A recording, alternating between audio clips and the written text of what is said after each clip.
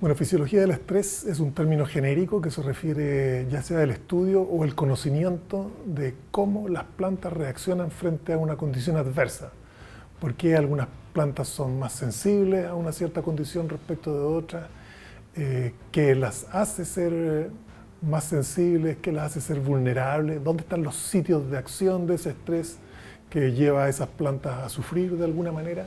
O bien a la inversa, de por qué razón algunas otras plantas son más resistentes, qué es lo que tienen, qué función o qué morfoanatomía pueden describir o capacidades pueden desplegar de tal manera de resistir mejor.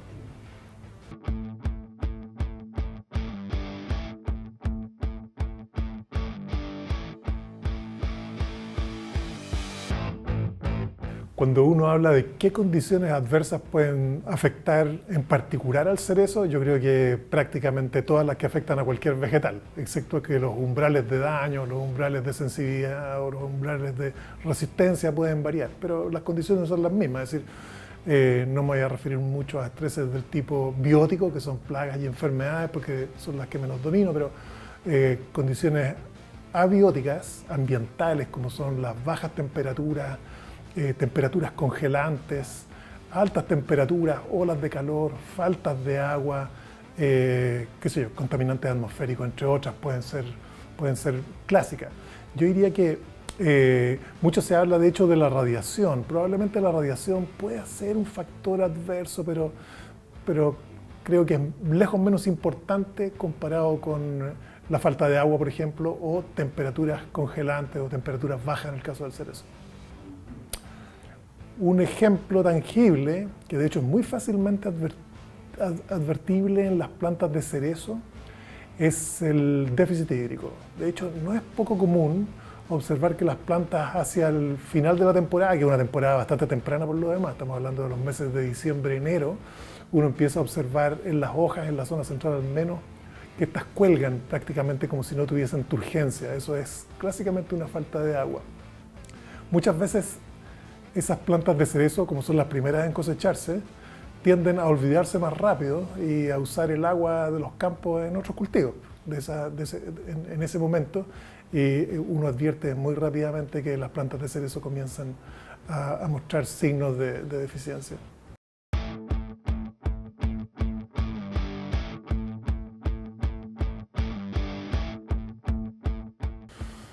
Bueno, en términos muy genéricos, una condición estresante, sea biótica o biótica, va a afectar al vegetal porque va a transformarse en una condición frente a la cual la planta tiene que defenderse.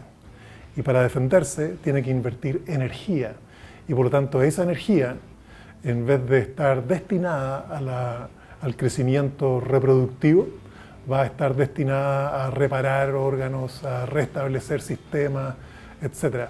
De tal manera que ese es el primer impacto y el más importante.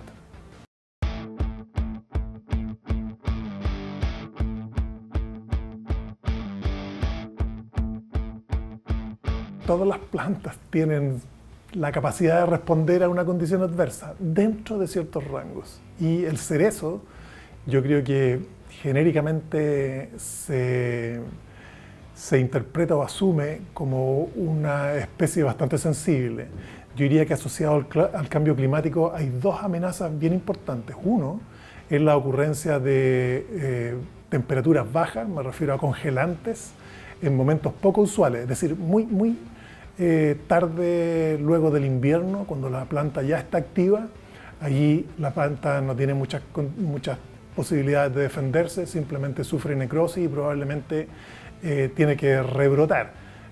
Cuando una planta rebrota, su potencial productivo cae muy fuertemente.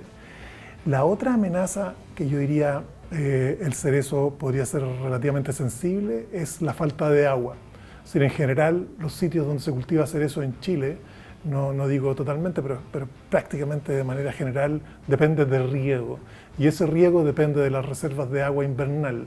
Y hemos estado viendo que los inviernos tienen temperaturas, de hecho, relativamente altas en general, pero eso no es tan problemático tanto como lo es la falta de lluvias, así como hace 15 años atrás las precipitaciones, por ejemplo, en la zona central de Chile eran de 350 milímetros de agua. Hoy día nos sorprendemos de años muy lluviosos, pero que en realidad no estamos llegando ni siquiera a los 200 milímetros. Y en general, en los últimos años hemos tenido 140, 114, 160, es decir, muy poca agua.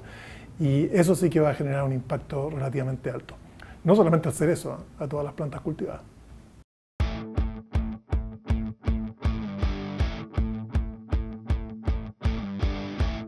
Bueno, como decía, a nivel interno, qué es lo que pasa con la planta, con una condición adversa o un estrés, va a depender del tipo de estrés, la naturaleza del estrés.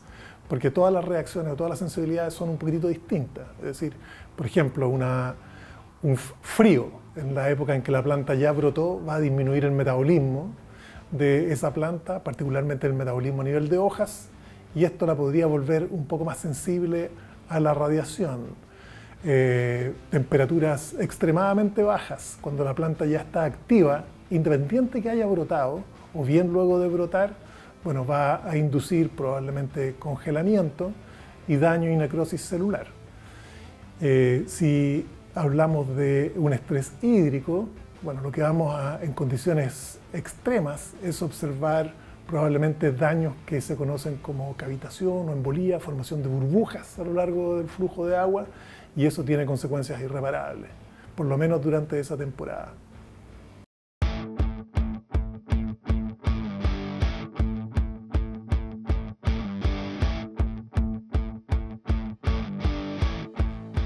La respuesta que tenga una planta en general a factores estresantes del tipo biótico son un poco distintos a los del tipo abiótico. Más aún, tal como decía delante, el tipo de respuesta que tiene una planta frente a distintas condiciones o estreses abióticos también es distinta. Digamos. Una planta no reacciona igual frente a una falta de agua que a un frío o una baja temperatura. Por lo tanto, la forma que tiene de reaccionar, los mecanismos que tiene para superarlos son, yo diría, relativamente diferentes. En el caso de las plagas y enfermedades hay una pérdida de área foliar o por lo menos una pérdida en el funcionamiento del área foliar. Eso, si se presenta de manera sostenida, va a tener un impacto sobre las reservas en el largo plazo, pero también sobre la capacidad de destinar fotoasimilados, por ejemplo, a los tejidos reproductivos. En el caso de bajas temperaturas o estreses como faltas de agua, también va a tener un impacto sobre el funcionamiento de la hoja que puede ser reversible en el corto plazo si es que el riego se repone rápidamente. Pero si estas condiciones adversas subsisten de manera permanente a lo largo de una temporada o a lo largo de las temporadas, el impacto que pueden tener sobre un plantel es muchas veces hacia la baja en el rendimiento y muy difícilmente revertibles hacia rendimientos potenciales.